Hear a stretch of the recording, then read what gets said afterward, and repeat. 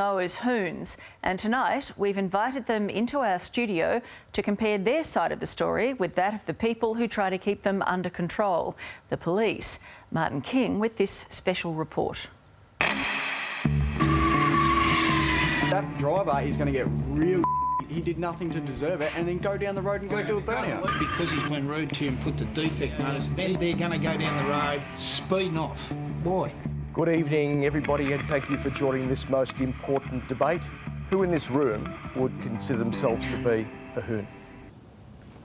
Nobody, okay. If you're not hoons, how many people here are car enthusiasts? Have you ever committed a hoon offence? In my younger years, yes, I have. So you're an ex-hoon? Yes. Has anybody here been convicted of speeding? Yes. What speed were you doing? 196. 196 k's in a 100 zone. Senior Sergeant Jeff Smith, what would you think of that? I think we're nearly leaving the area of being a hoon and getting into the area of being a criminal. If anybody's got any doubt, have a look at this.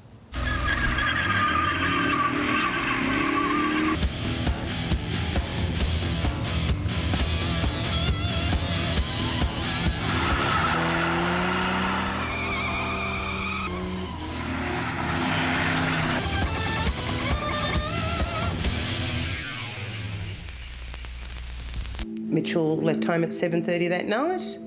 It was a 80 zone and on impact I think it was 126. 1 minute he's here and the next minute, you know, he's not. Andrea Canduff, that was your son, Mitchell. That's right. Who died? Correct, yeah. And Kelsey, your brother. It's your birthday today. Yeah. Happy birthday. Thank you. What does it mean in the context of your brother being killed 5 years ago, your birthday? I still wish he was here. Like, it doesn't feel the same without him. Like, why shouldn't I be able to spend my 17th birthday with my older brother? You young fellas have done enormous speeds. Brett, what was your speed? 240 kilometres in a 100 zone.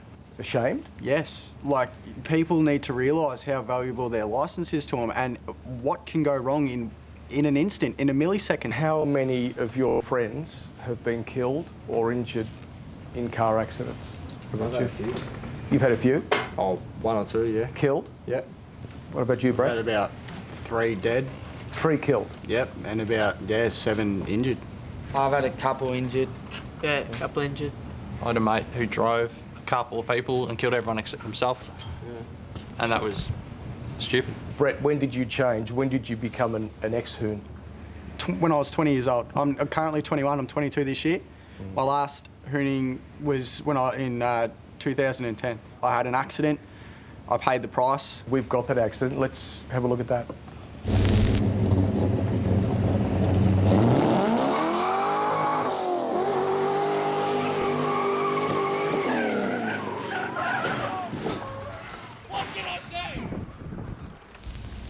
Thing is, Brett, you didn't pay the price. Well, you pranged your car.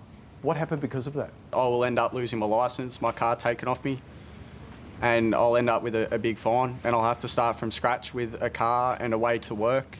You could have killed somebody. Yes, I could have.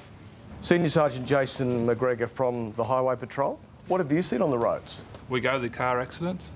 We go and tell people that, that their loved ones have been killed. So it is all personal for us. It's called a death knock. Certainly, yeah. I've done those at 3 o'clock in the morning, and certainly you don't want to be the one receiving the message, but you don't want to be the one giving the message either, because it's the worst feeling ever. Well, Sandy Ray, you're a psychologist. What is the reason young men gather together, and young women, to watch each other perform? What underlies a lot of this behaviour is the need to belong to a group. The larger the number of bystanders and participants, the more risky their behaviour becomes, the more disinhibited their behaviour becomes, and again, it heightens their daredevil approach. Fellas, is that right? We go there to socialise, and then we get the police come up, say to us, leave or get defected. By the time they tell us that, they've already copped 15 cars with a yellow sticker. As soon as yourself or another highway patrol sees us, as he said, we're sitting there, they target the hoon, they see all of us around and go, all right, because you're all sitting there, we're going to defect you. We've sat there and we're doing nothing wrong, engine cold, not doing anything wrong, and they say, right. Your car has failed a roadworthy inspection by a police officer, you get a defect notice. You might call it harassment, but it's us doing our job. Yeah. But if you've done nothing wrong and your car's legal, then what's the problem? If people make dumb choices and want to race on streets, we know it's illegal, it's irresponsible, and you're going to get charged and have your car confiscated. There are events that are available for people to go to. Car clubs. Events are only once a month. Well, I can tell you now, there's racetracks all around Australia. You've got drag strips and things. You can take up Are you willing to competitive travel around motorsport. Australia every Friday to drive your car? So you're saying it's okay to race on the street? I'm not saying it's okay. No, it's not okay, but why isn't something being done? Well, you do have a choice. It's not because you want to be denied of enjoying your motor vehicle or with your mates, but to see that you don't become a statistic like my son. Your son did become a statistic. He was 25? Yes. He had a serious history of repeat road traffic offending. He was I was listening to what you were saying about being a car enthusiast, and I thought about that terminology and I thought, I bet you my son Ben would have used that terminology for himself. But really what he was a young man taking far too many risks on the roads. His driver history reflected that. And we tried so hard as parents to try and make a difference. I've taken my anger out on the roads before. You've taken your anger out on the roads. Like Why are you angry?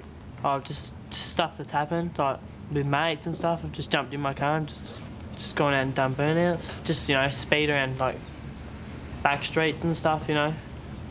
Nothing. Speed around back streets, and do you think, bloody hell, I might kill someone? Yeah. You do? Yep. But you still do it? Oh, after I do it. It's more after it. Yeah. Well, I've been down to the streets of Cranbourne and I spoke to some of the young fellas in Cranbourne, so let's see that. What's the fastest you've got to? Fastest I've got to personally? Probably about 200.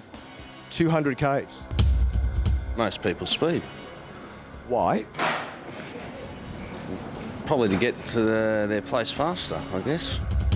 What sort of speeds would your mates do? Well, my mate's done probably 180 Ks in an 80 zone. Quickest would be about 150. In a? 100 zone. 220. You've done 220 Ks? 220, 210. What if you kill someone at 220 Ks? Then it's my responsibility. Kelsey, what do you think of that? What I don't understand is you guys say that anger, if you've got anger, is it okay for you to put someone else's life in risk? I think there's a real illusion of invulnerability going on with these speeding drivers. They think they are invincible and they think they're invulnerable to the consequences of what we're witnessing here tonight. Speeding causes an endorphin, a sense of satisfaction for them, for getting, watching the needle go past the speed limit and keep on ticking.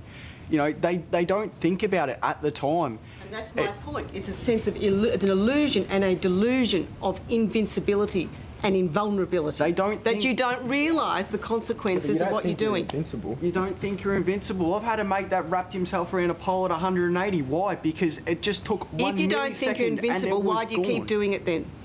Some people just take the thrill. The sense of satisfaction. But then, over time you realise what you're doing, and then you just go, look, I got to knock it off. Well, Daniel, you said for the thrill. It's like if you're riding a motorbike, what do you want to do? Go as quick as you can. It's just something that happened. You're right, what Sandy was saying there before about the whole aspect and mentality of people there, this Hoon mentality. Pretty much it starts with the mobile phone, with people saying, hey, turn up and just watch. Just watching is encouraging more people to come and do it. Drivers feel threatened and not cooperation.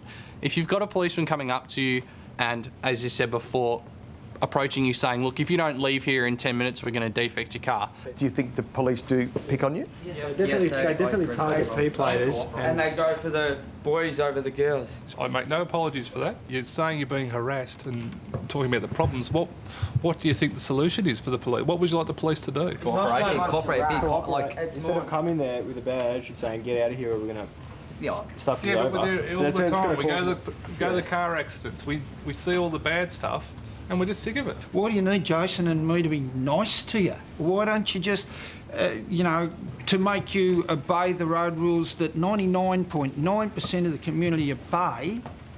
Why do we have to walk around holding your hand and putting our arm around you and giving you a hug? The driver won't be a smart ass to you guys if you've got a nice attitude to us. If we've done the wrong thing, yeah, that's understandable. But if it's just for a random pullover, and some guy gets out and go, give me your registration, rah, and it's just going to slap him with a sticker, that driver is going to get real because he did nothing to deserve it, and then go down the road and go do a burnout. Because he's been rude to you and put the defect notice, then you're going to go down. Then they're going to go down the road, speeding off. Why? Why is that the solution to your anger? You're not going to go out and go punch and kick air, because you're going to have people driving past you going, what the hell are you doing? So you jump in the car and... You need something physical to do. You're not going to walk up to the pedestrian and just go... But isn't that the problem? Yes, this is the problem with, like, it's not everyone on that road will drive angry. It's just it's a handful that will take their anger out on the road. Not everyone will. So this is why people got to stop labelling us as hoons. You have absolutely no idea of the possibilities, what can happen. When one person dies, there's 100 people with this ripple effect. It's like if I've got a gun licence, I go to a gun range and shoot it. If you've got a car, go to a car. That's what we're saying. Go somewhere where we can do it legally. A racetrack is legally, not on... Well, why do it on the roads then? Well, people are doing it because there's nowhere else to do it. There's nowhere local to go. You know, it's not just about you, it's about everybody else on the roads as well. We know that for a whole range of drug taking, drug abuse, self-harm, they don't understand what the consequences of their action. It's a fundamental psychological characteristic of youth. They're driving and they're driving alone. Maybe last word, Kelsey. Think before you get into a car. Think about your mates that you lost. What do you achieve by putting your foot down if you're angry or whatever? Just think before you do your actions, because every action has a consequence. Well said. And I think everybody would agree with that. Am I right? Yeah. All right. Thank you, everybody. I appreciate it. Thank you. Thank you. Gosh, you listen to some of those views and you wonder how on earth a solution is really going to be found. We'd like to know what you